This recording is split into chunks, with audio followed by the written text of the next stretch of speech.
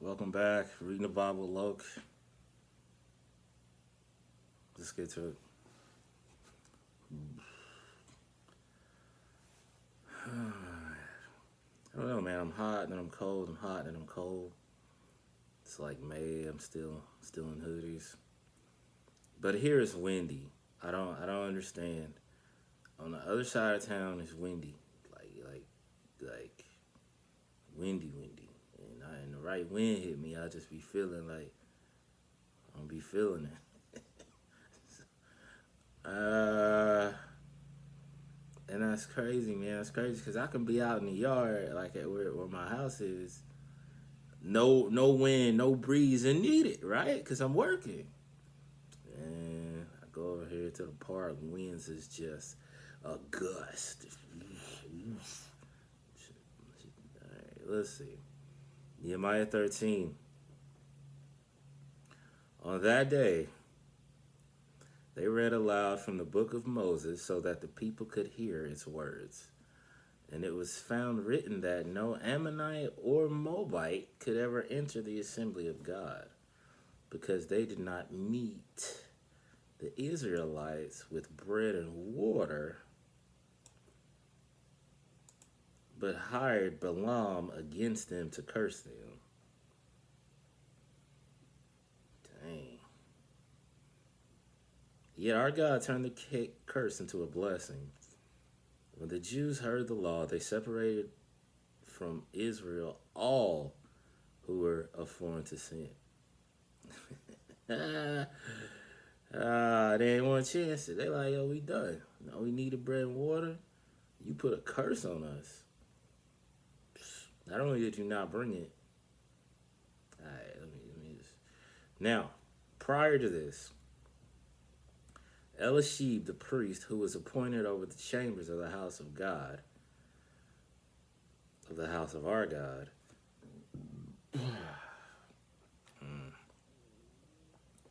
was related to Tobiah.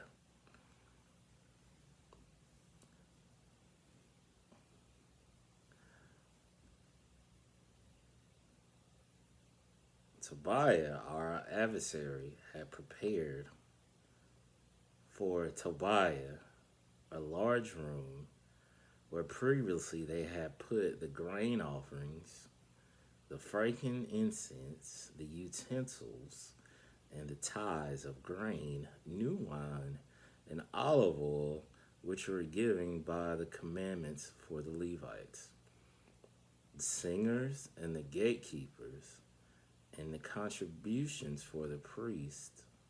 But during all this time I was not at Jerusalem. For in the 32nd year of King Xerxes, Persian king of Babylon, I went to the king. Then after some time I asked for a leave, and I came to Jerusalem. Okay, this is prior than them banning everybody. Alright. Then I discovered the evil thing that Eliashib had done for Tobiah by preparing a room for him in the courtyards in the house of God. It was very displeasing to me, so I threw all of Tobiah's. I just wanted to curse right there because it was in the flow. All of his stuff out of the room. Then I gave an order, and then they cleaned the rooms. And I put back their utensils of the house of God with the grain offerings and the frankincense. I also discovered that the portions due to the Levites had not been given to them, so that the Levites and the singers who had did the work had gone away, each one back to his own field. Then I reprimanded the officials and said, "Why is this house of God neglected?" So I gathered the Levites and singers together and restored them at their post. Then all Judah brought the tithe of the grain, the new wine, and the oil to the storehouses. Appointed as treasurers over the storehouses, Shelemiah the priest, Zadok the scribe, Pedaiah the Levites. Assisting them was Hanan, son of Zaccur, the son of Mattaniah, for they were considered faithful and reliable, and their task was to distribute to their, I wanted to say brokers, brothers, fellow Levites, "Oh my God, remember me concerning this, and do not wipe out my loyal deeds and kindness, which I have done for the house of my God and for his services." Yeah, I should be able to get through. In those days, I saw in some Judah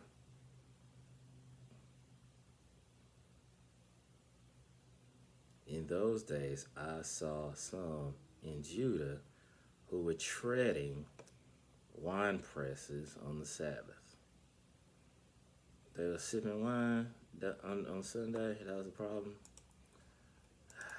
Let's look up treading, bro. What are you talking about? Why is that a problem? Don't nobody work on Sunday. I can't.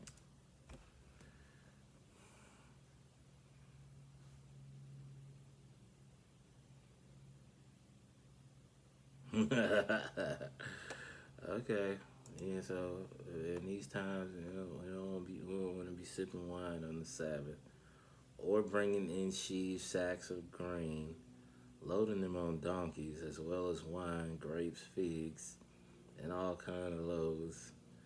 So basically, they was just doing too much, huh, bro? Way too much. It sounded like he was just kind of going on and on. Oh, they had this and that, and da da da da. You should have seen what they had on. Which they brought into Jerusalem on the Sabbath day. So I protested, and I warned them on the day they sold the produce. So not same day. So not Sunday. You waited Wednesday. Hey, bro, what y'all did, man? Y'all need to cut all that out. That's what happened. All right. Also, men of Tyre were living there who brought fish and all kind of merchandise and were selling them to the people of Judah on Sabbath. Bro, you can't make no money on Sunday, nothing. You ain't sell no fish, no nothing, no nothing. Oh, man. Then I reprimanded the nobles of Judah and said to them, "What is this evil thing that you are doing, profaning the Sabbath?" Man, we just out here making money. We don't know. You don't know what Sunday could have been the best day. You know what I'm saying? Where the farmers' crops, blah blah blah, and all this here, and the day the wife was. You know what I'm saying? Sunday could have been the most opportunistic time to sell them their fish, to go get them wine, grapes, and figs. All right, well, we're gonna go with the story. Profaning the Sabbath. Did your fathers not do the same? And did our God not bring all this trouble on us and on the city? Make more sense now. It's out of fear. Got it.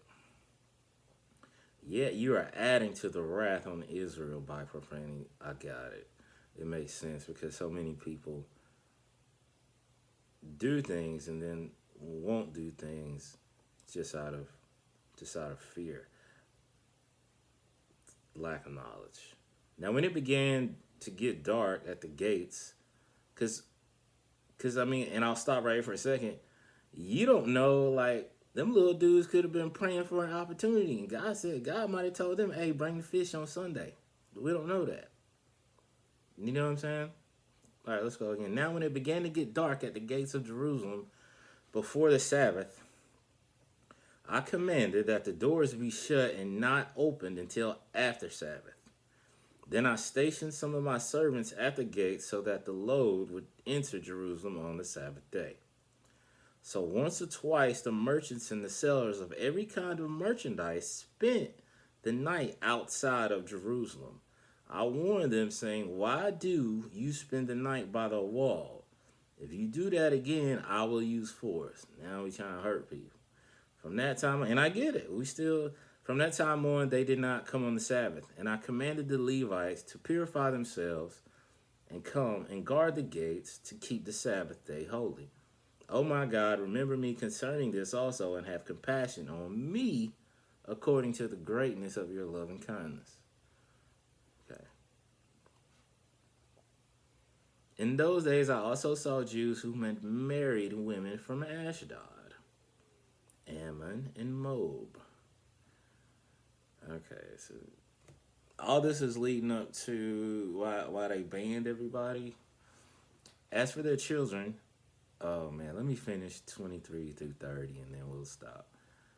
I'm kind of curious now, like, did you stop the hustle? Like, cats that's really on that hustling, they're gonna fight, figure out a way, build a tunnel, throw fish over the wall. So I'm kind of curious to see where that went. So let me finish up through 30. Have spoken the language of Ashdod.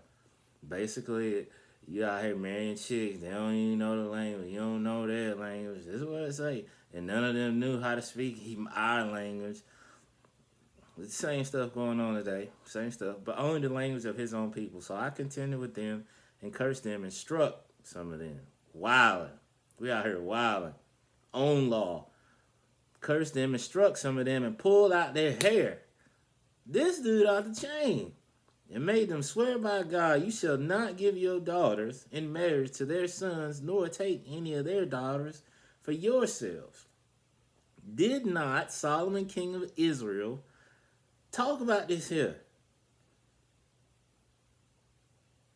Yet among the many nations there was no king like him. He was loved by God, and God, all right, you should extra now. You extra.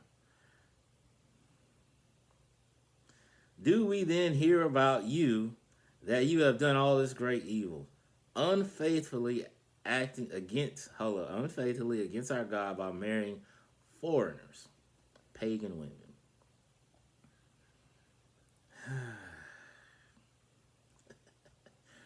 One of the sons of Joiada, the son of Elishib, the high priest, was the son-in-law of Sanballat, Horonite. So I chased him away from me. Oh my God, remember them because they have defiled the priesthood and the covenant of the priesthood of the Levites. Thus I cleansed and purified them from everything foreign, and I defined the duties of the priests of the Levites, each one in task, and I provided for the wood offering at appointed times for the first fruit.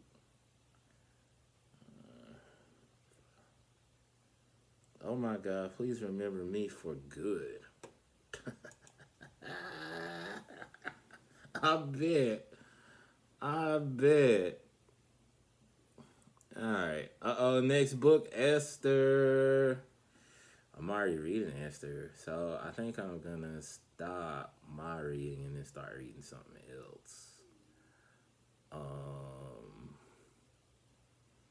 Yeah, I think I'm gonna do that. Yeah,